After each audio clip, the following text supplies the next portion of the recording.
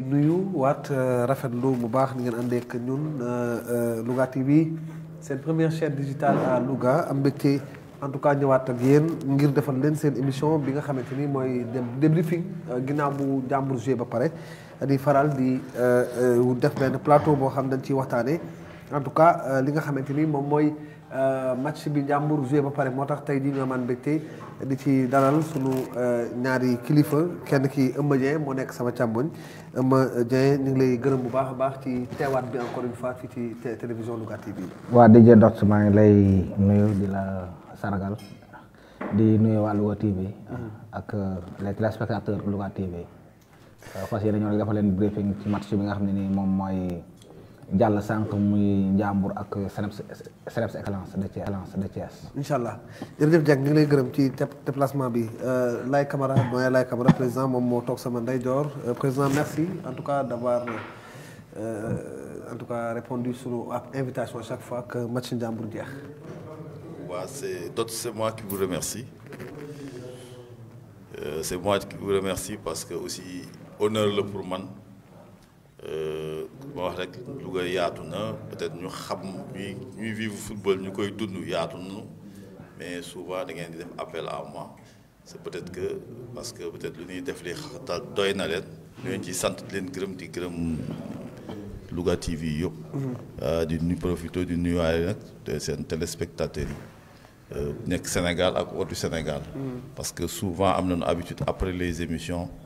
après débriefing yi du nuy woo di rafetlu émission yeeg yooyu. nuyu ñëpp quoi. merci justement ci yow lay doore est-ce que en tout cas di fàttali ni Ndiambour dafa jeexal léegi match am boo xam daf ko def contre CNEPS bu Thiès ñu match un but partout est-ce que un point en tout cas c'est un résultat satisfaisant pour Ndiambour tey jii.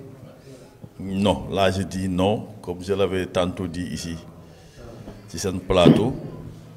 Je dis que un point bi c'est pas catastrophique vu le classement actuel parce que les autres n'ont pas gagné mais quand même on aurait dû gagner on aurait voulu gagner quand même pour pouvoir quand même créer benn déclic par rapport aux supporters en tout cas par rapport aux dirigeants et en tout cas ceux qui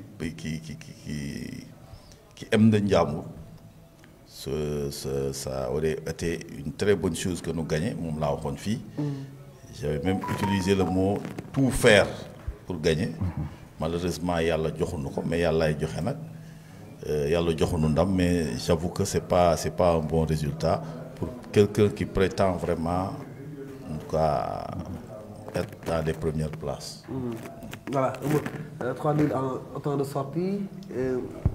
Ndiambour xam na ni amagul défaite xëy na ay match nul rek lay am en tout cas am nañ 3 points sur 9 pas la moyenne. waaw amuñu moyenne et on a perdu 6 points yoo xam ne peut-être mënoon nañ ci jël sax dara par rapport ak match yi nga xam ne nii def nañ ko mais nekk guñ ci péril quoi ah peut-être à la demeure ki nekk guñ ci ah mais je crois que. ak xoolee classement bi pratiquement amul échappé et que sunu match bi di ñëw su fekkee ne gañ nañu ñaari tali pratiquement ci yéeg ci kaw la ñuy yéeg parce que boo dee xool le premier à 7 points ñun ñu ngi 7e position yor 3 points. kon suñu gagné je crois que daañu mën a dugg ci kii bi. mais xam naa ne après rek match moom on n'aurait pas souhaité mu doon parce que la fois passée wax naa ni impérativement match bi dañ ko war a gagner pour au moins recoller la population lougatoise ci équipe bi. jox confiance la population jox confiance aussi les dirigeants joueurs yi tamit am confiance ci déplacement bi nga xam ne moom la ñu war a définir mais je crois que nul bi dana. mën na leen a galvaniser na comme mën na couper aussi seen i tànk mais toujours mi ngi dépendre tamit ci discours bi nga xam ne nii moom la soit technicien wala dirigeant yi di tenir ak ñoom ci match bii di ñëw voilà discours bu leen di tenir match bi di ñëw mais quand même grand lay seetlu nañ tey en tout cas des manquants ci équipe bu Ndiambour bi pour ne pas le citer Bougazeli peut-être moom dafa dem voyage génn na Moïse qui est blessé, Omar Nying qui est blessé, bokkul tey ci en tout cas match Ndiambour yi, Ibra Fall Diakhaté en tout cas Mohamed qui n'est pas venu. Am na 5 jours en tout cas du Ndiambour yoo xam ne titulaire woon noonu Casa Sport ak Diardiou titulaire woon noonu Casa Sport kon Casa Sport joué wuñu. Des blessés qui en tout cas ont un peu joué. Est-ce que ci sa xalaat tey ci match Ndiambour bi? waaw donc s'il y a des excuses yu nu mën a jox équipe bi loolu la parce que aussi aborder wuñu match bi dans des contextes meilleurs hein, parce que quand on va vers un match aussi important nga am autant de blessés. On m'a parlé de 9 absents par rapport ak les joueurs qui avaient joué les 2 autres matchs les matchs précédents donc là ça pose problème. Tactiquement, est-ce que c'est ce qu'avait préparé le coach? Je ne pense pas. Et à l'écouter parler, à l'entendre parler ci conférence de presse, il a un peu fait cas de ça, que vraiment espèce d'éternel recommencement là pour moi. Donc il est à la recherche de son équipe et les gens sax ñu seetaan match bi xam na ne effectivement il est à la recherche de son équipe. Heureusement que les joueurs, en tout cas, qui sont venus au secours, en tout cas, ont marqué des points. Je vais nommer le milieu de terrain qui est rentré, Mohamed, comment il s'appelle? Mohamed Souma. Souma, il a marqué des points et le coach me semble même un peu surpris ci talent nee na bon vraiment yaakaaru ko woon tellement ne am na bii talent mais nag lii mooy chance su peut-être yéen nit dugg mais néanmoins loolu soo xool excuse bi loolu la en tout cas excuse la parce que bu fekkoon sa effectif yi nga demee nit ñi mën a wax ne peut-être que c'est un match bu nga xam ne gâché mais comme nii la demee te une équipe kenn du ko construire ci benn ñaar ñetti match comme nous ko waxee woon auparavant donc on peut espérer que peut-être avec le retour des blessés le manquant dont tu parles tantôt mooy Bougazeli ne nu tas la dem bon kooku aussi booy xool kii la mais ñeen ñi mën nañu dellusi à part Gora peut-être mun ne moom aussi dafa voyager kooku moom peut-être c'est presque perdu mais ñee ñi mën nañ del si ñooñu nag te bu ñu del si par ñi nga cité ñi fii renfort lay nekkaat pour équipe bi. Des renforts. waaw mais xam nga match tey bi peut-être le résultat bi ñu am c'est pas satisfaisant parce que ku recevoir sa biir dëkk war nga ci gën a wane poigne pour au moins am la victoire. tey daluñu parce que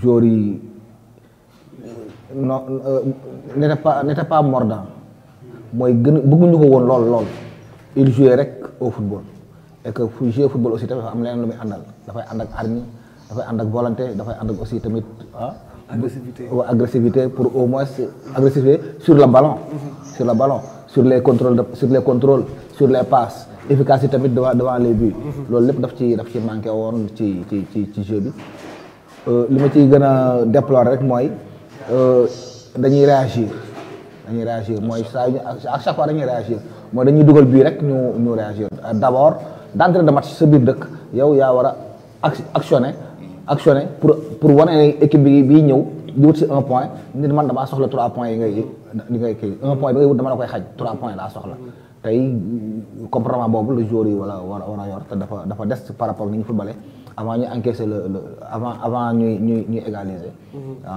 daf ci defoon manqué ci lu bari et je dis que tamit aussi li manqué ci équipe bi peut-être mën nañu wax ne mën nañ ci doon jouer mais man du ma ko def excuse. parce que aussi soo amee le temps qu'il faut ci recruter joueur. recrutement bi nga def aussi c'est des joueurs yoo xam ne ni aussi c'est des joueurs égaux. mën nañu remplacer seen bopp kon war nga travail qu'il faut ba nga xam ne nii niveau bi war na mën a tolloo mais je suis surpris ci benn discours bu entraîneur bi def parce que peut-être bu toogee wax ni j'ai pas le temps de connaître tous mes jours. Je crois que ta nga nekk ak ñoom hivernal. oui Ablaye justement bu fekkee mën nañu am élément wu Assane Diallo bi directeur bu fekkee mën nañu ko am rapidement rek balaa ñuy pare ndax Alé Thiam a ngi noonu dina jongoru dafa am waaw kii rek la mooy Assane Diallo xoolal ko bu baax. Ablaye jërëjëf Lo sa liggéey am na solo bu fekkee pare na ñu déglu ko même Gawsu Dramé également il a dit que ñoom tey dañoo ñëwoon sax pour gagner si parce que daaw Ndiambour da leen dooroon 2-0 fii. donc ils étaient en tout cas un peu bi ñuy ñëw ñoom mer lañ ñëwaale. mais wanewul ni ñu footballé parce que peut-être entraîneur bu demee ba am satisfaction. parce que ni ñu footballé day wane ni ñoom 1 point lañu soxla woon. parce que benn yoon jéemuñu attaqué dañu taxawoon di xaar. di jouer des contre-attaques. di jouer des contre-attaques. des fois di jouer même la Ndiambour ci ay tëdd yoo xam ne. waaw voilà mooy wane wu ñu ni 3 points lañu discours bi bokkul ak réalité terrain bi. très bien bokkul ak réalité terrain bi. et nit nag bu ko demee ba résultat bi mu soxla woon mu am ko je crois que dana génne leneen loo xam ne sax de plus la ciy wax. mais loolu du réalité terrain bi dañuy ñëwoon pour rek si 1 point mais suñu joueurs yi ñoo war a gën a wane seen xarañte gën a seen agressivité sur le ballon. vers l'avant aussi tamit pour mën a wan équipe bi adversaire bi ñu dajal ni dañu soxla 3 points. loolu moo ciy des. te kenn werantewul seen qualité am nañu qualité parce que le jeu bi ñuy produire jeu bu intéressant la mais dafa des rek rigueur bi moo ci des pour au moins dem vers l'avant pour marquer le but parce que manque wuñu ay occasion de but tey on en a 4 wala 5 occasions de but yoo xam ne nii mën nañu wax ni mënoon nañu ko dugal. même sax am nañu ay 1 contre 1 contre le gardien. 1 contre 1 waaw. avec Bamba Dieng 1 contre 1. kooku boo demee bu da wara ni am nga situation xam ne taxaw nga ci pour au moins mën a faire le kii. le break waaw le break.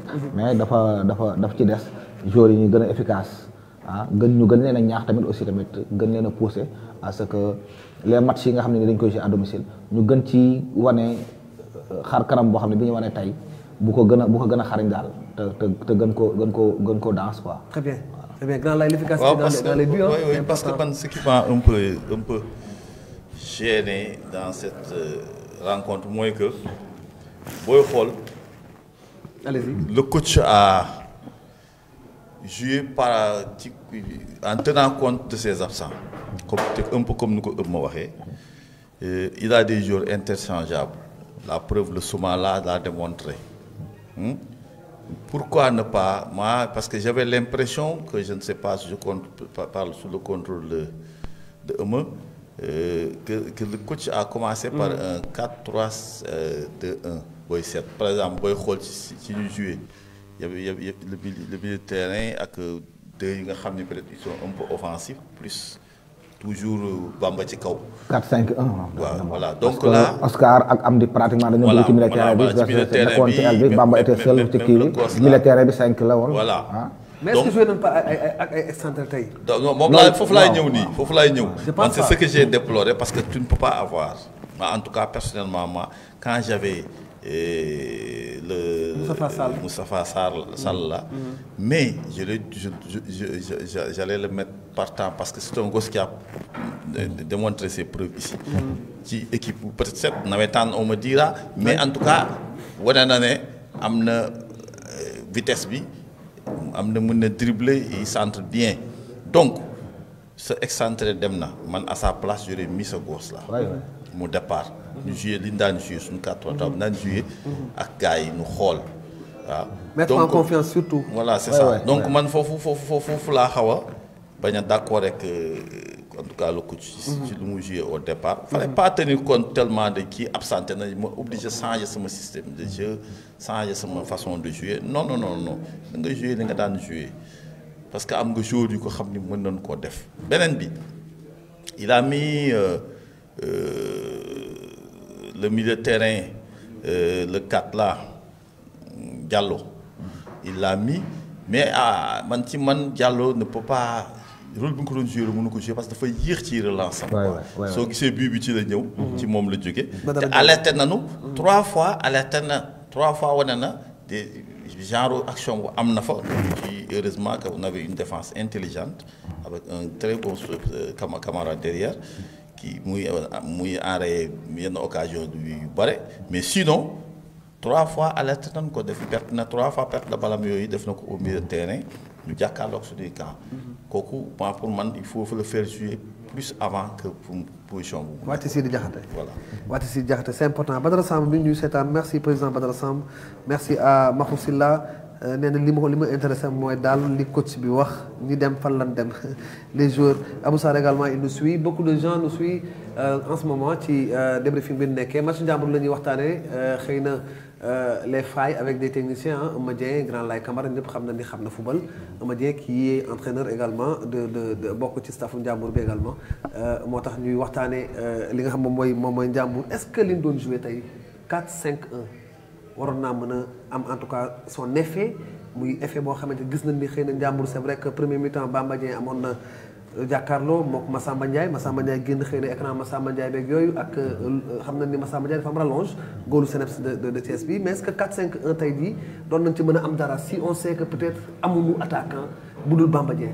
waaw 4-5-1 boo ko joué pratiquement boulevard boo ubbil les latéraux la pour au moins ñu mën a jouer rôle milieu excentré dem yéeg di centré mais tey boo dee seet latéraux yi pratiquement yéegu na te non milieu yi nga xam ne nii ñooy nekk milieu del mooy Oscar ak Amdi ñoom ñoo seqoon Bamba pratiquement li ñu doon féete ci biir moo ëpp li ñu doon féete ci biti donc doo am déséquilibre bi nga xam ne moom nga war a créer ci benn aile bi yóbbu ko ci benn aile bi pour mën a def la centre ñëpp di fekke doo mën a jouer lu dul à toi à moi ci axe bi te axe bi dafa fees dell parce que bu fa 3 jours njàmbur nekkee 3 jours CNEPS nekk fa suñu yeneen 2 jours tamit ñoo fekk fa dafay densité dafay am du ñu am écart bi nga xam ne nii war nañu mën a permettre ñu jéewandoo pour dem ci kanam toujours suñu demee dañuy daje ak benn bloc boo xam ne nii ma nga fa taxaw on est obligé de retourner te boo retourner vraiment les latéraux war nañu mën a yéeg pour au moins espace boobu ñu bàyyi te dugal milieu yi ci biir ñoom ñu mën ko utiliser mais loolu lépp tey amuñu ko parce que nos latéraux ne montaient pas et comme ni ko kii waxee bu fekkee ne tamit da nga am ci benn système boo xam ne ci nga doon travailler bu fekkee ne am nga ay éléments yoo xam ne tamit aussi ña nga fa te mën nañu remplacer ñi nga xam ne les blessés nga dugal leen à leur poste continuer ce système xool ba xam je crois que nos joueurs je dis Afrique suñu joueurs yi tactique wuñu pour nga def un travail tactique ci ñoom ci une semaine ñu mën ci évoluer ba maîtriser ko dafa jafe kon lii moom modification bi mu def nii doon na jafe lool pour les joueurs maîtriser ko ba dox ci mu huiler ba ñu am ci liñ ci bëgg mais boo dee xool même Amdi période bi nga xam ne nii moom lañ ko gën a gisee ci terrain mu fës yi mooy bi ñu ñëwee def ko ci milieu terrain bi teg ko ci gannaaw avant centre bi parce que loolu mooy poste de prédilection te loolu boobu la maîtriser soo ko joué loo ci benn poste bu dul boobu rek dafay jouer contre nature parce que boo dee xool pratiquement moom dafa war di dem vers l'avant mais boo dee xool Laye Diallo bali ngay jël xam ne moom la doon jël yëpp di ko indi am di day décrocher ñëw di ko jël si d'abord bu ko décrocher am na ku muy indaale ak le milieu ci kaw kenn du fa nekk Bamba se trouve seul alors bu laay fekkee dafay ñëw en dribbling pour Sonko moom na dem vers profondeur bu demee vers profondeur dana bàyyi le latéral bi ko doon marqué dana ànd ak moom dem moom Laye Diallo dana am espace boo xam ne nii dana ko mën a gagner pour mën a jouer soit le milieu terrain wala ci aile bi wala moom wala am di bu soxlee profondeur ñu jouer ko profondeur xam nga yooyu yëpp boo jouer ci sa poste bi nga xam ne moom nga maîtriser tu joues contre nature te tey loolu moo ñu dal pratiquement ci suñu attaque bi mais malgré loolu am nañ ci ay occasions yu ci rëcc yoo xam ne ni peut-être ci axe bi la jaare te ñu mënoon cee dugal notre attaquant Bamba des na xam naa dafa gëmagul boppam. mais jàppoon ni Bamba bu ñu ko couplé woon ak kenn ñu am ñaari neuf jàppoon ni parce que Bamba dañ koy gis muy cote di xool kan lay passe di décrocher des fois moom laa doon wax léegi parce que loolu mu doon def noonu. oui bi kii ñëwee Amdi bi mu ñëwee. pratiquement rôle boobu la doon joué su Bamba décroché moom moo fay nekk comme attaquant. Très bien. te loolu moom kon ni ñuy démarré. bon waaw voilà moo ko permettre mu dugal bi sur un coup franc. je crois que loolu moom war nañ ci gën a travailler comme parce que Tafa Sall 2 matchs yi nga xam ni moom nga def moom nga dugal 12e homme mu remplacer les milieux excentrés yi nga xam ne nii ñoom ñoo nekkoon ci aile yi. je crois que milieu excentré bu ñu blessé te ñëwuñu moom d'office dafa war a ñëw. Très bien. et que boo ko indee aussi tey da nga koy gagner confiance. parce que lii mu def nii je crois que am na lu ñu coupé ci moom. am na lu ñu coupé ci moom voilà. Abou Sarr qui nous dit Tafa Niang excentré Samba Lele Diba comme milieu défensif. Abou Sarr nee na tey loolu la naroon a joué. waaw xam nga maa ngi doon wax. Abdoulaye Bao nee na je suis en phase avec l'analyse de Eumeu Dieng. Il faudrait qu'on m'explique le voyage de Bougazeli en plein championnat même si c'est pour un test président Abdoulaye Bao. nee na d'accord en tout cas ci say analyse par rapport. xam nga kii ci Abou Sarr li mu wax léegi ci Samba Lele. kon Samba Lele excentré défensif lay joué moom. milieu défensif la mais Samba Lele. dañ ko recruter comme un milieu défensif parce que moom la daan joué daaw sax am na match boo xam ne dugg na ko te loolu la ñu entraîné. mais man je suis surpris que yëpp ñu jógee Gambie ba léegi match d'entraînement yi ñu def yëpp daanaka ak central lañ koy joué loo mais bu fekkee da nga ko soxla mu nekk da nga ko soxla milieu défensif je crois que tey li Badara Diallo def. wane na ses limites. ci réaction am ci contrôle ballon ci yéex a paasam je crois que loolu la war na ci boppam. je crois que nag war na travailler ak Samba Lele Diba ci milieu bi gën leen a kii pour au moins mu jël poste de prédilection parce que footballeur soo amul yenn maturité yi sur le terrain doo buñ la changer sa poste rek. da ngay jouer contre nature. Très bien. buñ la changer sa poste da ngay jouer contre nature. Très bien. te jouer contre nature ci un match de football. porter préjudice sa équipe la.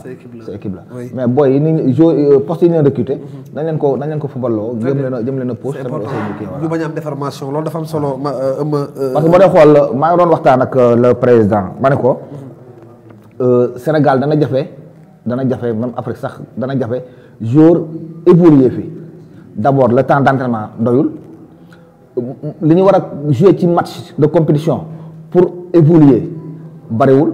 ba pare bu ñu football compétition aussi tamit du ñu jouer presque 40 minutes.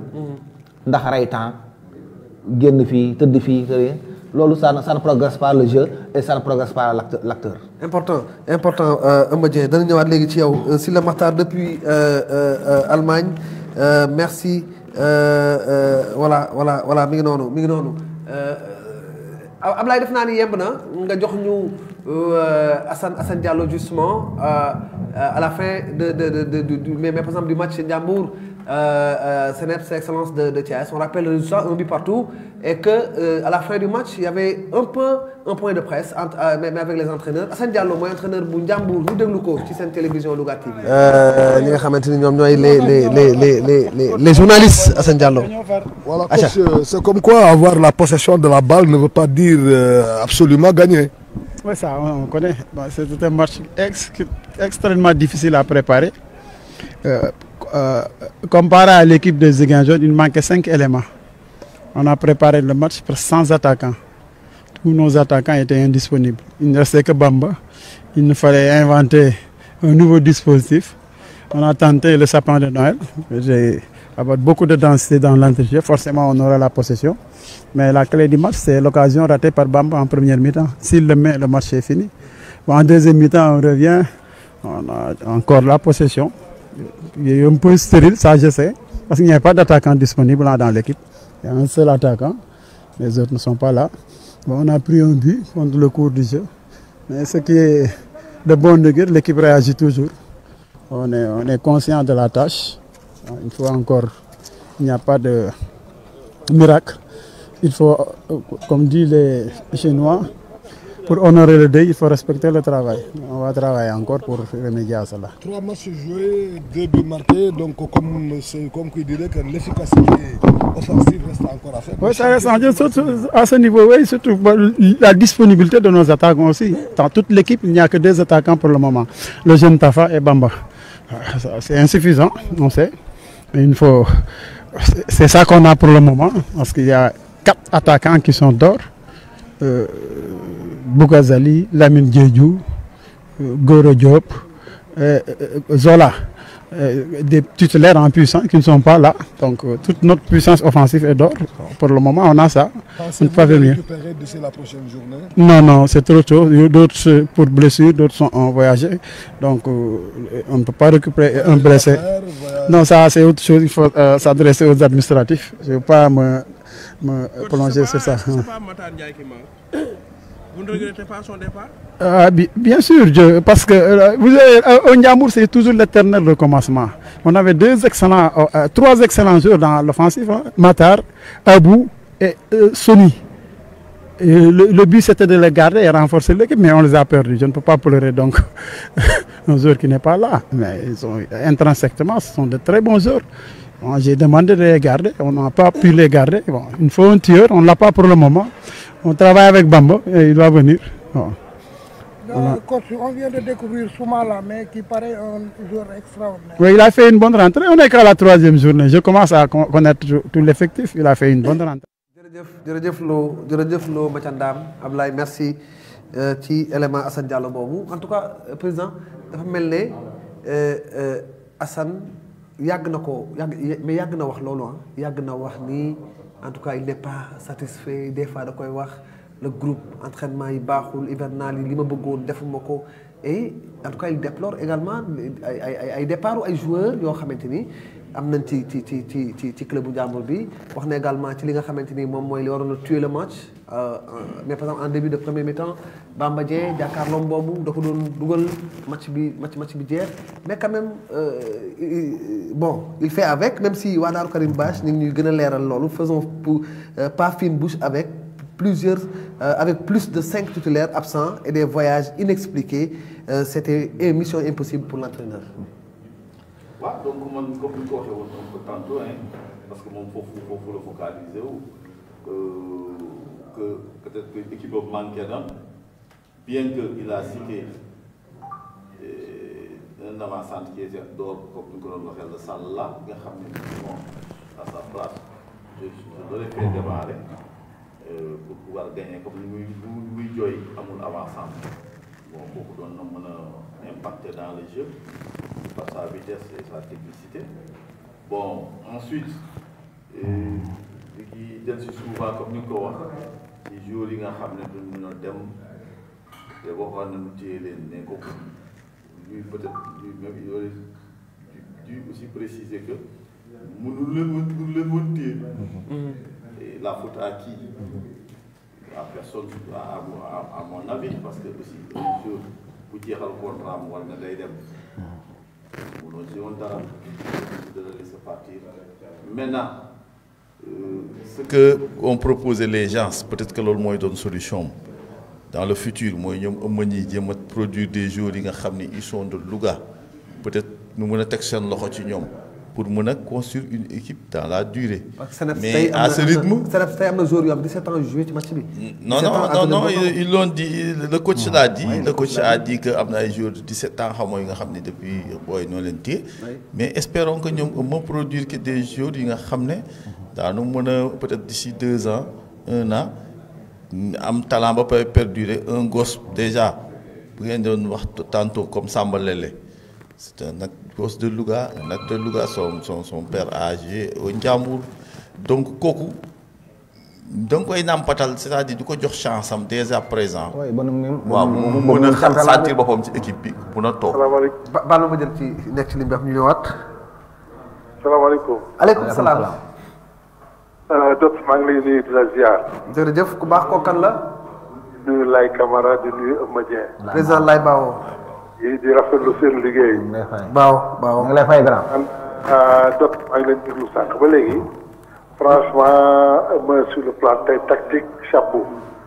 mais man bu ma déggee entraîneur bi à chaque fois damay tiit parce que bu ngeen fekkee match yi passé nee na war il va s'appuyer sur les 5 journées pour préparer la phase de retour qui a été escamotée.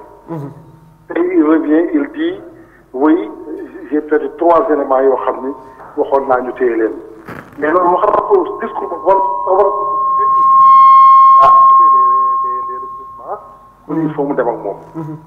mais te man j'ai peur parce que quand même bu ñu toog ba léegi naan mu ni maa je commence à connaître les joueurs kon préparation bi lu mu doon jëriñ ah ça pose problème d'autre. moom daal boo xew pare man damay tiit fii mu nekk man bindaay. c'est vrai président. Et puis autre chose aussi. Il faut qu'on nous dise joueur bi voyager en pleine compétition lu tax mu voyager et puis est-ce que mënu woon choisir beneen période. ñu wax ñu ndax période boobu dafa waroon lii wala lële. et puis les blessés il faut qu'on fasse l'état pour xool benn blessé yi lan moo leen di gaañ en réalité ak seen indisponibilité pour quand parce que on ne peut pas continuer comme ça dafa mel ne que recrutement bi y a pas de doublure à tous les postes donc ça peut nous poser problème demain. Très bien c'est pertinent président. merci président Laye Bao. non c'est que li mu wax loolu am na importance lu nga wax lu nga xam ne man wax naa ko ce matin à quelqu'un. On doit se poser des questions sur les blessures aussi parce que aussi ça doit avoir une explication parce que c'est pas évident que après 2 journées seulement que tu perds presque 7 ah oui non là non mais Omar Gningue Casamance la blessé match Ziguinchor bi Moïse Alexandre Guy Wade Casamance la blessé match Ziguinchor bi Ibra Fall Diakhaté Casamance la blessé match Ziguinchor bi Diardiou Casamance la blessé match Ziguinchor bi match bi passé maa ngi foon. ay lan la kii mais xam nga laay. adducteur la doon wax adducteur nag en général dafa am lu koy cours. xam nga laay Doudou forcément. Doudou tantôt système d'entraînement pour man. très bien tantôt j'ai dit que du excuse que dañu perte 5 éléments. que mu war ñu porter préjudice. oui. Et on a un groupe de 28 joueurs. Pour gagner un championnat, il ne te suffit pas d'avoir 11 jours. Il te suffit d'avoir 16 à 18 jours. Pour au moins, vous faites quelqu'un qui est blessé, ñeneen ñi ñëw mën a compenser le but de bi nga xam ne nii moom la joueur ba blessé bàyyi. même bu fekkee ni tolluwul niveau ak joueur bi nga xam ne moom blessé mais mën na ko raser. mën na ko xaw a remplacer mais kooku le travail d'entraîneur la je crois que du excuse un entraîneur que j'ai des titulaires blessés et que da nga war a liggéey tamit yenn jours yoo xam ne bu fekkee ne da nga bëgg ay championnat doo yem ci ay 11 jours il te faut 18 jours yoo xam ne nii yu compétitif nga xam ne ku ci génn sa morom mën na laa remplacer pour au moins nga mën a nekk ci sa ligne de mire objectif bi nga. mais loolu am jàmbur li ngay wax ni moo am jàmbur. waay Omar Gningue blessé remplacé par Bassirou Baldé ak central bi gis nañ Moïse remplacé par Badara Diallo même si Gora Diakhoumpa tey jii Gora Diakhoumpa le défenseur numéro 5 du Ndiambour qui a fait son match xëy na excentré yi lañu xool ci le remplacement de Bougazeli Moustapha Sall ak yooyu mais jàpp naa ni au Ndiambour am na changement poste par poste. non am na parce que ci recrutement bi am na ci mais travail ba jour yi tolloo niveau. très bien. waaw très bien ba nga bañ a am excuse que diw dafa blessé moo tax. gagné wu ma wala dama match nul. loolu laay wax. très bien ci loolu laay wax. très bien parce que waruñu am excuse ni on a des blessés. ba tax mënuñoo gagné tey. mais war nañoo am nañu un effectif de 28. war nañu travailler am 18 jours yoo xam ni dañu compétitif. ba su fekkee ni am na ko ci gaañu. kay ñëw mën na koo remplacer def li mu fa doon def. très bien mais loolu lépp travail bu ñu war a def la. pour au moins. objectif bi nga am nga mën ko atteindre par rapport ak effectif bi nga yor. c'est important. on a 28 jours. oui mais créé ci 18 yoo xam ne nii tey lu mu gàtt mën nga cee jël 5 yoo xam ne nii à part 11 yi tey mën nañu la satisfaire saa ñu duggee mën nañu changer un match en cours mën nañ ko changer par des jokers ak remplaçants yi ñuy def mais bu fekkee nga bëgg a foire ci les 11 jours yi nga am ñeneen ñi nga ñëw peut-être bu ñu ñëwee rek nu ñu comporté woon baax na je crois que loolu duñu dem duñu yóbbu fa sori. Très bien. duñu yóbbu fa sori comme ñun dañu am objectif au moins gagner quelque chose. mooy soit bokk ci podium bi gagner coupe il nous faut 18 joueurs yoo xam ne nii compétitif la ñu ku ci génn sa morom la remplacer ñu mën a jouer te loolu lépp travail bu ñu war a def la pour mën a pour niveler les joueurs. Très bien. gis nga man j'ai fait un constat aussi. gis nga en première mi-temps si ngeen constaté si ngeen defee xoolee Bamba da doon décrocher souvent ci milieu de terrain pour avoir le ballon pour mën a propulser vers l'avant. Bon, en deuxième mi-temps, je sais qu'on a rectifié, on a demandé d'attendre le ballon qui surface de répartie, en tout cas surface de danger, pour que nous puissions peut-être avoir un but. Je sais que peut-être que l'on a rectifié parce que j'ai constaté qu'il a fait taxaw. Mais bon, il était sevré de ballon, ça il faut le reconnaître. Il était sevré. Donc, il faut nous travailler verticalité football jeu bi que bal bi le jeu vers les camps comme ni ko moo waxee ñu travailler ci loolu à l'entraînement pour bal bi mën a ñëw ci surface de réparation bi mais le fait de jouer en largeur suy da ngay jouer tu as la possession mais du am finalité en fin de compte moi je crois que c'est un secteur à revoir. Doudou yow mi doon seen match bi est-ce que mën nga compter ñaata bu yoon la góol bi dégagé bal suñu gardien de but dégagement est-ce que am na fa. amul dégagement dama. par contre bu fekkee nag dañuy bëgg a dem vers l'avant suñu aspirer l'équipe nga xam ne ñëw def na contre attaque ñëw suñuy camp. relance rek laa doon gis. waaw non bal rouler rek. day rouler rek. mais par contre am na période yoo xam ne nii Sénégal ñëw nañu suñuy biir 18. ak seen i jour. mais pour effet de surprise boobu. nit ki boo ko bettul doo ko mën. nit ki boo ko bettul du la mën. am na mu bëri yoo xam ne ni tey mën nañu ma ëpp doole lool mais su ma leen bettee dóor leen fenn.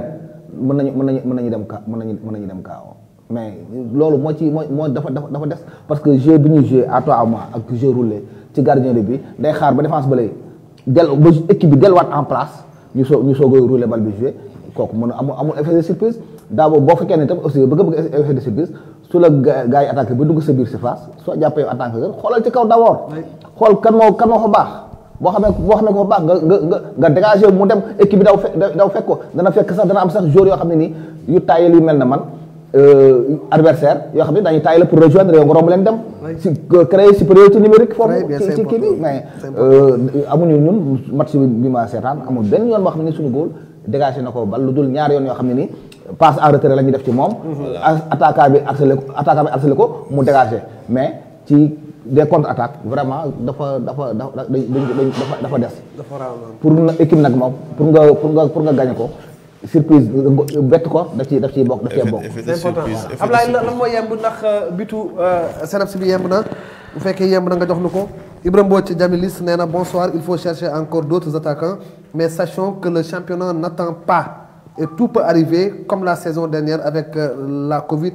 19 gars yi ñu ngi naan le Covid dañuy wax ñu naan la Covid man damaa sonn ci article def ma ci benn article tout comme la saison dernière avec Covid 19 bi il faut faire tout pour rattraper ces points perdus sinon nee na bokk doole ci waar wi unissons nos cœurs Ibra Mbodj Djamilis justement on va suivre le but de Seneps FC ci benn contre la defe naa ni ñu élaboré mais à gauche bal bi dellu à droite ci Ibra Lo en tout cas qui a fait un centre en retrait pour Momar Diop bu ma juumul Momar Diop c'est le buteur bu fekkee juumuma mi ngi noonu yéen koy xool noonu ci écran bi bal baa ngi noonu waa Seneps ñoo ko yor on se débarrasse d'un joueur on décale à gauche regardez Momar mi ngi noonu ci Ibra Lo la koy def da koy téye day kott xoolal crochet xool Momar Diop passe ko comme bu fekkoon ni en tout cas sur le plateau yi muy wax la ko defal et une défense en tout cas inerte une défense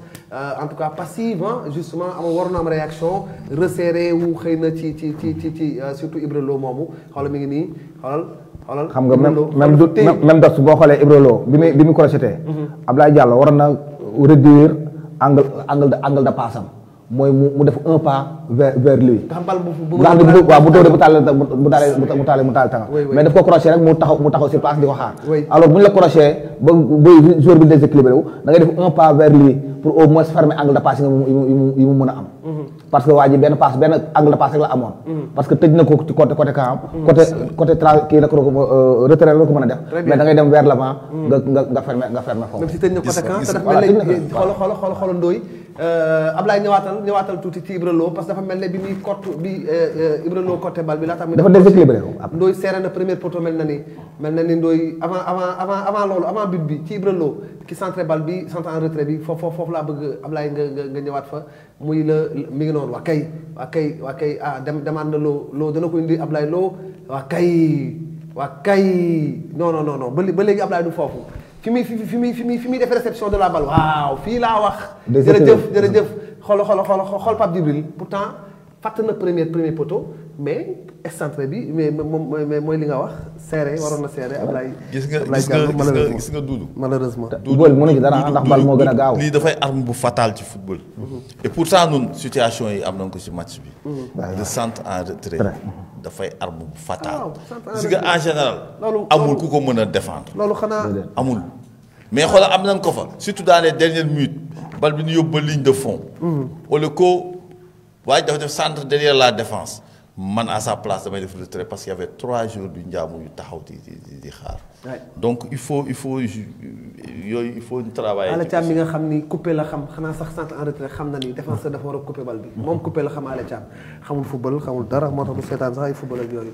Ablaye bu baaxee nga jox nu le but du Ndiambour justement Amdi Ndiaye qui a égalisé pour le Ndiambour de Louga ginnaaw bi mu defee fighting bu rëy Amdi boo xoolee même ci biir match bi def na fighting pour defa mais en tout cas il est dans son jour le petit Amdi. waaw moom pratiquement nitu ku xam ne ni ku am hargne la. et que aussi am na vouloir. te boo dee xool match yi ñuy football yëpp engagement bi mu ciy joxe da ngay xam ni ci gagneur la.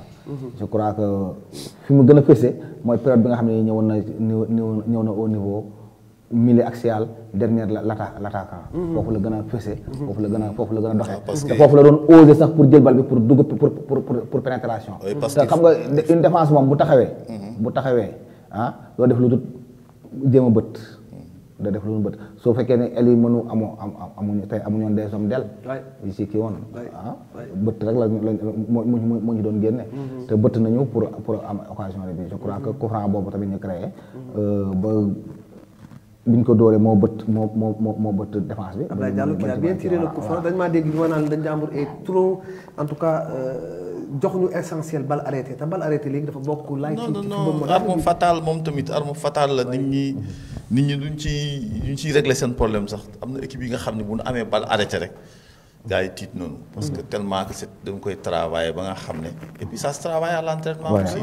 parce que balle bi dafay mel ne balle bu ñu travailler entraînement parce que laay doodul booy xool dafa laal rek teg ko ci 6 mètres yi booy mun a génn donc ce qui veut dire que c'est un peu travaillé aux entraînements et surtout loolu la arme da nga koy travailler dafa am séance pour. les coups francs pour nga mën a ci di régler ce problème. Amdi comme vous l'avez dit.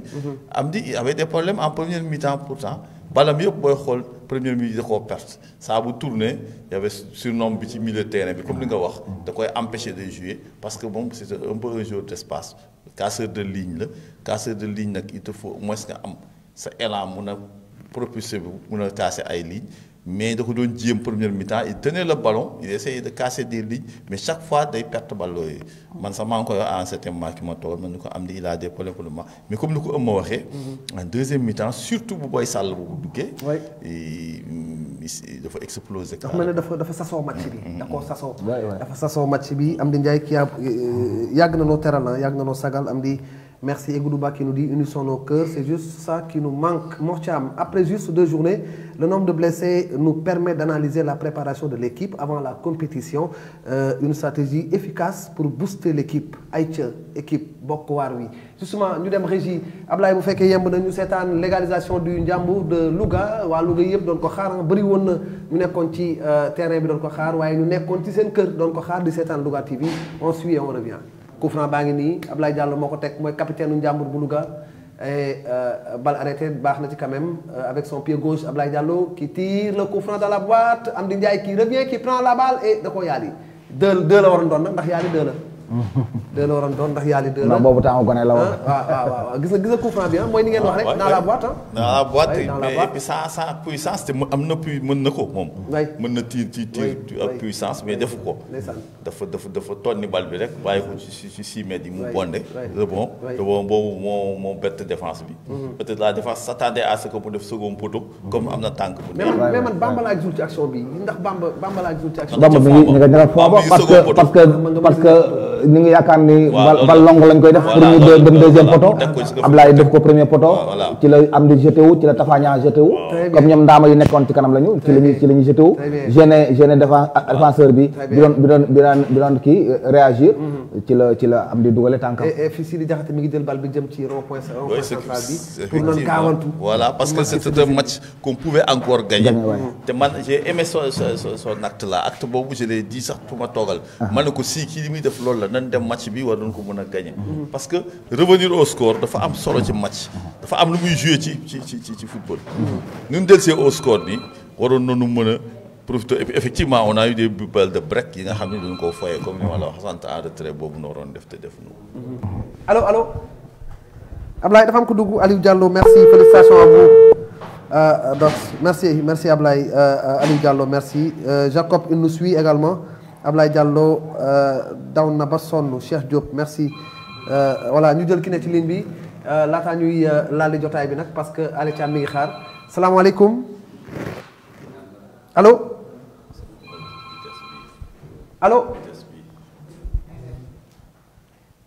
centre en mouvement bëgg naa loolu ci équipe bëgg naa loolu. allo. salaamaaleykum. aleykum waaleyna. waaw Dos maa ngi leen di nuyu di leen ziar. jërëjëf kan la Jacob. waaw maa ngi leen di ziar yéen ñëpp. ñu ngi lay fay Jacob. waaw di nuyu ñoom Père Laye ak ñoom ñëpp. di nuyu waa Télé Mbacke Ablaye ñëpp. maa ngi leen di ziar bu wér. jërëjëf di rafetlu émission bi. donc avant tout damay encourager équipe bi féliciter ko parce que football 90 minutes dafa métti aussi quoi en tant que joueur loolu day baax aussi nga encourager joueurs yi féliciter leen quoi. keroog seen émission bi dama woowoon am ci loo xam ne dama ko souligner woon déjà mooy ci côté jeunes yi ku ci meloon na ñoom am bi mooy boo gisee match bi nii tey. man en tant que joueur koo xam ni jaar na Ñambur football na nga xam ni Ñambur fa laa defee cadet def fa junior def fa espoir def fa senior kon jàpp naa ni équipe boobu xam naa ko maîtriser naa ko moo tax ñu mel noonu ay am di ay Samba Lele di baax jeunes yooyu noonu da nga leen di jox seen chance ndax man leer na mu mën nañoo andil Ñambur dara ndax am di tey boo gisee xam nga lu taxoon ma di ko wax am di daaw équipe bi.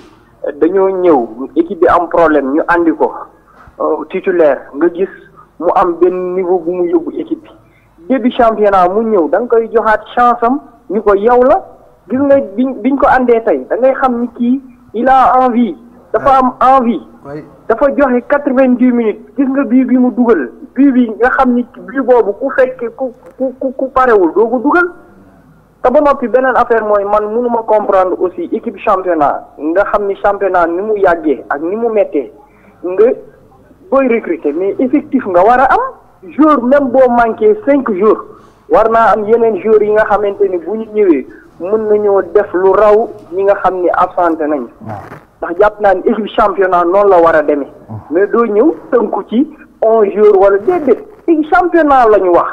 bala ngaa def aller boobu da ngay sóoraale ñu da ngay am blessé da ngay am joueurs yoo xam dañuy feebar am na joueurs yoo xam duñu dox nga andi ñeneen ñooñu ñëw renforcer ñoom père ñooñu xam nañ baax li may wax damay joxe année de gis nga bi may nekk jeune nga xam ni li ma lay wax man dafa teel a topp Ñambur dama ko teel a topp ba may bi ñoom Alioune Badara Gueye ñoom Cheikhouna Fall nga gis ni Ñambur au temps boobu noonu ñi nga xam ne ñoo daan nekk ci boppam sax ñoo daan gën a taxaw sax. ñi nga xam ni ñoo daan titulaire équipe noonu la war a demee équipe da nga war a am effectif surtout bu fekkee dañ ni def nañ les moyens jàpp naa ni da ngaa war a am effectif nga am ay joueurs yoo xam ni dañuy pare ñun Ñambur li ñu recruter sax gisoo ci benn ay joueurs yoo xam ne sax bokk nañ ci U20 bi ci dañ leen di dégg ay joueurs yoo xam ne kenn xamul fu ñu leen di jëlee qu'on se dise la vérité dañuy nag suñu équipe amuñu lu dul Ñambur mais ak équipe bi nii des na lu bari ci côté défense ak ci côté attaque parce que ñun ba la ñuy dugal dañuy am ay sérieux problème te bii bi ñu jël man en tant que défense man bu fekkoon man maay retrait boobu noonu défenseur da ngay dem anticiper gis nga waa ji dugal bal bi bala ñu koy paas yow bu dee défenseur ak réflexe rek da ngay yéeg ci kaw waa ji avant ñu koy paas ndax am na keneen ku lay couvrir sa gannaaw. gis nga détail yooyu dafa nekk loo xam ni coach bi da war a gën a liggéey parce que championnat du ay caaxaan gis nga booy nañ leen gën a jox seen chance gis nga ay jàmbaar ay génération dafa la koy répété waat ay xale yu ndaw ñoo fay nekk. ay booy yu ndaw ñoo fay nekk xale yoo xamante ni li ma lay wax 90 minutes dañuy daw gis nga xale mag baax na ci équipe waaye aussi football xale da cee am solo parce que gis nga am li match bi di gën di sooy muy gën a yëkkati rythme bi nga xam ni kii dafa am envie def quelque chose ay sàmbaleli di baax am na ñeneen ak yeneen booy yi nga xam ni bokkuñu sax man ndax dama jaar ñàmbur en tant que jeune moo tax may waxee noonu xam nga lu tax ñun gëmuñu lu dul ñàmbur ndax man en tant que jeune ak sama yeneen morom yoo xam ni. voilà Jacob dafa xeer ci njàmbur moom quoi buy wax. waaw mais ak moom aussi noonu ku ko xam bu muy football dëgg. dafa bëri engagement bi la amoon ci fulla la ci daan def jom ji ak vouloir bi moom kooku moom ku ko xam loolu nga ko xamee. foofu peut-être mën naa la jox benn mais am na Ndiaye tey macha allah chapeau petit et que te li muy wax li jàpp naa ne Assane Diallo dootu la génne am di ci match bi ci terrain bi parce que aussi am nga ci njëriñ dama ko wax yàgg wax ko ba sot sànq rek wax naa ko Sambale nan ko ñam ba xam nan ko ñam c'est un gosse man qui peut nous valoir beaucoup de satisfaction vraiment. xam nga maa ngi mën naa la jox benn information xam nga vendredi bi ñuy entraîné ak joueurs yi blessé dañu demandé woon 4 jours pour yu leen complété 4 jours après yu jóge ci junior yi yu leen complété 4 jours yi yóbbu nañ leen ba ñu def yóbboo ñu joué nee nañu mën nañ ci tey nañ ci ñett ci junior yi nga xam ne nii keroog entraînement lañ ci dem tey nañ leen pour au moins ñu bokk ci effectif kii bi kooku. ñan la. c'est Baye Moustapha Ndiaye. Baye Moustapha Ndiaye. waaye Baye Tafa. Baye Tafa waaw Baye Tafa Ndiaye la Baye Tafa Ndiaye. Aboubacry Dem. ak Ahmed Gazal. Ahmed Gazal. voilà te am na yeneen ñaari boy sax yoo xam ne nii suuflee naa leen ko ci kii ñu leen pour au moins bu lëndee wala mardi ñu xool leen tamit aussi xam naa ne peut-être c'est même valeur la ñu ak ñu leen proposé ñu ñoon fekk si entraînement ban di passe. il faut insister. El Hadj Lo depuis Barcelone merci ñu ngi lay nuyu bu baax a baax di la sant defe naa ni waxtaan wi mi ngi noonu dañuy laal di jotaay bi justement def xëy na dernière kii rek ëmma tey jii en tout cas bu fekkoon da ngay jox conseil njàmbur surtout nekk guñ ci xëy na match ñaari tali bi même si à la fin du match bi nga xam mooy match Sénégal njàmbur bi ci la Assane Diallo comment war a commencer di préparer match ñaari tali bi mais quand même quel conseil donnerez-vous au coach aux joueurs parce que joueurs yi également ñoom war na noo xam ni ñoom it wax dëgg yàlla am na loo xam ni ñoom la war comme ni may faral di wax l'entraîneur n'entre pas dans le terrain dirigeant yi yéen doon dugg terrain bi mais ay joueurs aussi bu leen mettre dans de bonnes conditions am na loo xam ni yéen la war mouiller le maillot également c'est important te loolu dafa am solo tey ji lan ngay wax en tout cas sa dernier mot par rapport ak équipe bi par rapport ak échéance yi ñu jëm ci kanam. d'abord li may njëkkee mooy féliciter leen d'abord ci match bi ñu génn parce que aussi tamit nit su la sonalee ci ab bërëb bu ci jógee war nga ko félicité te je crois que li ñu doon def tey Louga gépp lañ ko doon defal bien que amuñu satisfaction 100% mais tamit am nañu espoir que journée yi di ñëw suñu gënee travailler yaakaar bi ñu ci am mën na ñëw di demander rek à ce que les jours ñu gën a ñu redoubler d'effort ci travail nga xam ne moom la leen entraîneurs yi di proposer di gën a aussi tamit may nopp les coachs yi nga xam ne ñoo leen di entraîner je crois que loolu ku bëgg a avancer da nga déglu koo xam ne nii peut-être li ñu war a jaay di wax rek ku la jiitu ci kàmb cëppeelu moom moo la mën a wax noo mën a cëppeelu ba doo gaañu. je crois que bu fekkee ne ñi leen wër ñëpp tamit c'est des anciens yoo xam ne nii pratiqué nañu le sport pratiqué nañu football je crois que am na loo xam ne ni lu mu gàtt expérience bu ñu leen jiitoo la suñu ci waxtaan ak ñoom rek ci yenn match yi ñu déglu leen pour au moins seen njariñ rek lay doon te njariñ aussi njàmbur lay doon je crois que ci sens boobu laay gën a waxtaanee joueurs yi. je crois que li ci des nag les dirigeants li ñu mën ñu ngi koy def parce que match bi koo gis tamit aussi mettre nañu dans les très bonnes conditions ci regroupement te aussi tamit amul benn problème boo xam ne nii dégg nga ko joueur ñaxtu par rapport ak ni ñu leen yoree. kon lu positif la. kon li ci des rek ñoom la ñi nga xam ne ñoom ñoo yëngu ci terrain bi nañu gën a góorgóorlu gën a mordant ci match yi gën a efficace que les actions yi nga xam ne nii dañ koy créer dafa am ñu koy dugal parce que action dafa jafe surtout footballu Sénégal boo xam ne nii ñëpp seen i camp la ñuy replier wu taxaw dafay jafe pour nga am occasion boo ci profité ba am ci occasion nag vraiment nga tuer le match da lay gën a noppal gën a daal sa xelu dirigeant parce que tey tribune moom cëppeelu nañu tëb nañu lu ne def nañ ko rien que pour au moins mën a am ndam quoi. c'est important merci président Laye yow la ñuy bàyyi nga tëj. waaw donc loolu man fu may waxee rek mooy il faut pas que ñu yaakaar ne comme ni ko moo waxee les gens duñu wax ne match bi baaxut ils n'ont pas fait un mauvais match. Ils se sont battus ils ont pris un but contre le cours du jeu parce que boobu temps c'est eux qui faisaient le jeu bien que comme li ma wax rek latéralement doon jouer.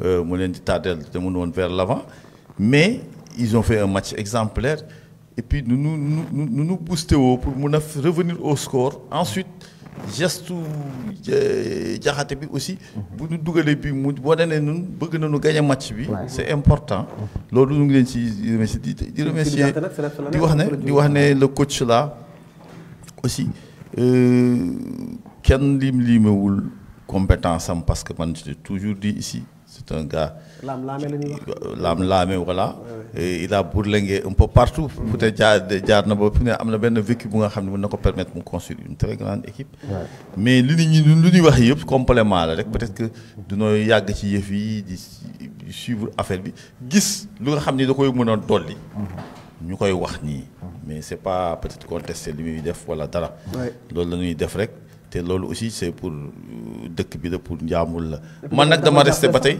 ci lu ma nekkoon ci lu ma nekkoon ba tey voilà toog ba tey découragé wu ma parce que man dama ne cinquième tant que demul cinquième journée pour man équipe bi waragul a mën a normal à 100% noonu ko bëggee kooku moom nañ leen xaar foofu beneen bi mooy aussi di wax na rek football aussi dafa laaj ay moyens effectivement comme ni ko ma waxee bon peut-être que les moyens sont là l'effectif mi ngi décimé mais avec le retour de nos blessés yàlla mën na noo suturaal ba lu ñu yaakaaroon ci équipe bi parce que am nañ ci yaakaar je le réitère am nañ ci yaakaar parce que l'équipe est là les hommes sont là en tout cas donc l'effectif est là donc war nañu mën a am équipe bu mag. très bien merci Laye Camara ñuy fàttali ni yow maam seede nga Njambur ba pare bokk ci organisation bi di ko xam ni boo waxee ci football kenn du ni lan moo tax nga wax ci football merci également à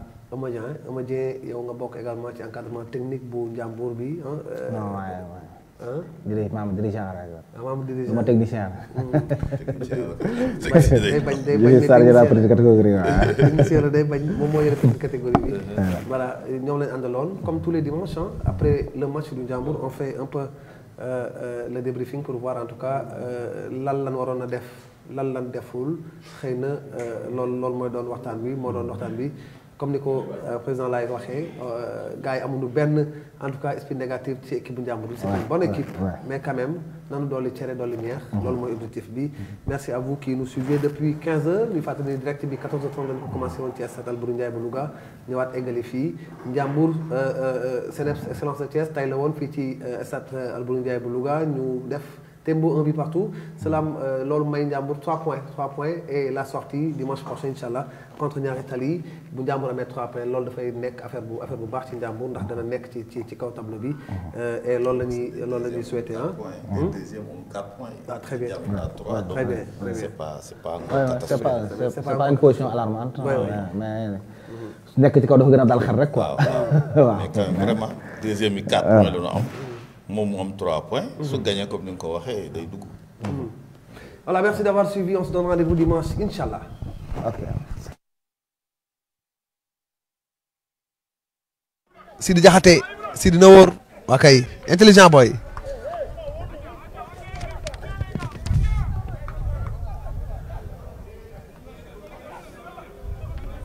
La remise en touche, on cherche Bamba Ndiaye. Bamba, la faute. Faute de main de Baye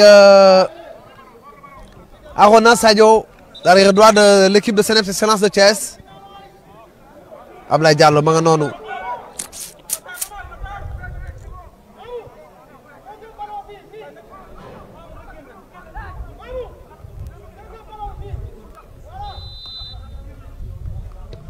Le centre, attention, c'est pas fini et c'est le but. C'est le but, Amdi Ndiaye. Amdi Ndiaye. Amdi Ndiaye, c'est le but. Légalisation du Ndiambour de Louga. Légalisation du Ndiambour de Louga. Amdi Moustapha Ndiaye pour son premier but dans cette sélection du Ndiambour de Louga. Oui, un but bien mérité. Un but bien mérité de Amdi Ndiaye.